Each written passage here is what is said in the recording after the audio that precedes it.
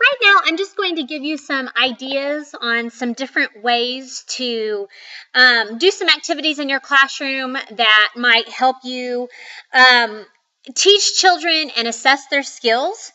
This first one is a large kind of pocket holder, and I bought it at a school, and it looks like this.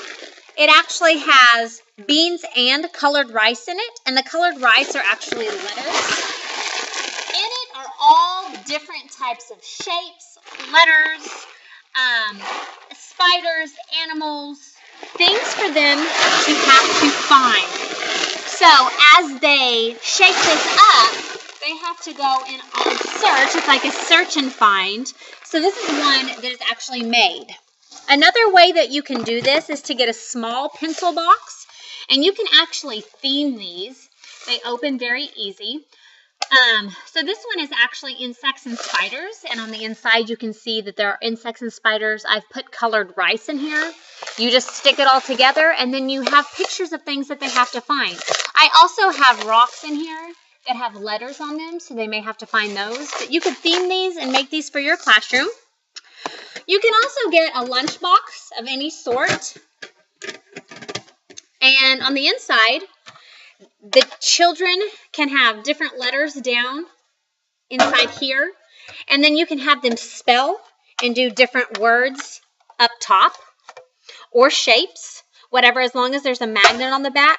This is a very, very good way to assess, and this is also a good center that they can pull off the shelf, or you can put it in a miscellaneous center or any center that you want.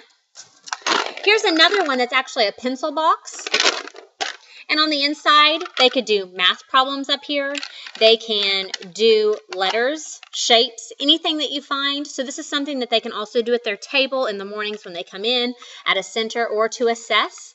And so it holds things, and you can stick them up here. They have to be magnetic. Then another one is, this is a little box that I found, and it has a big bottom, and then on top it has different compartments that you can open. So this could actually also be a center box.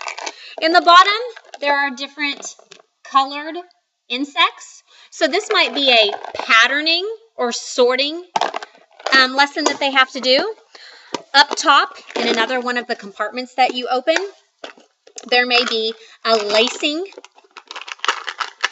activity for them to do with letters, shapes, or numbers.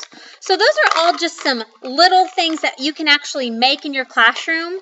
So if you'll look for small containers like pencil boxes, plastic boxes like these, look at garage sales, Dollar Tree, Walmart, pick these up because you can make themed assessments, themed centers, or just themed things that they can pull off the shelf and do in their spare time if they get finished quickly.